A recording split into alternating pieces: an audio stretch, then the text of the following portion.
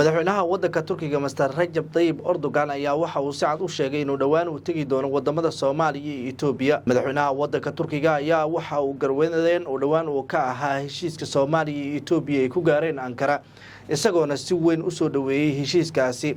Madaxweynaha hadal uu jeediyay ayaa waxa uu ku sheegay in sanadka 2025 labada bil ee ugu horeyso uu tagi doono magaalooyinka Addis Ababa iyo Muqdisho.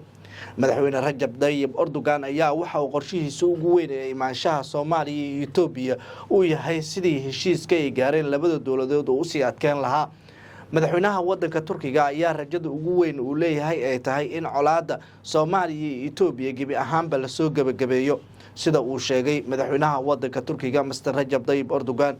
Abiy Ahmed oo ra'iisul wasaaraha waddanka Itoobiya iyo sidoo kale Xasan Sheekh Maxamuud oo madaxweynaha Jamhuuriyadda Federaalka Soomaaliya ayaa dhawaan heshiis ku gaaray magaalada Ankara ee xarunta waddanka Turkiga, waxaana taasi oo ahayd mid isbedel fara badan uu ku rajeynayay madaxweynaha waddanka Turkiga Mr. Rajab Tayyip Erdogan ayaa ifafaalo wanaagsan ka rajeynayay heshiiska Soomaaliya iyo Itoobiya, waxaana madaxweynaha waddankaasi horey uu si cad ugu sheegay in tallaabo kasta oo la qaadayo ay noqon doonto mid guulo fara badan laga gaari doono colaadda gebi ahaanba hadda jirta, sida uu sheegay madaxweynaha waddanka Turkiga.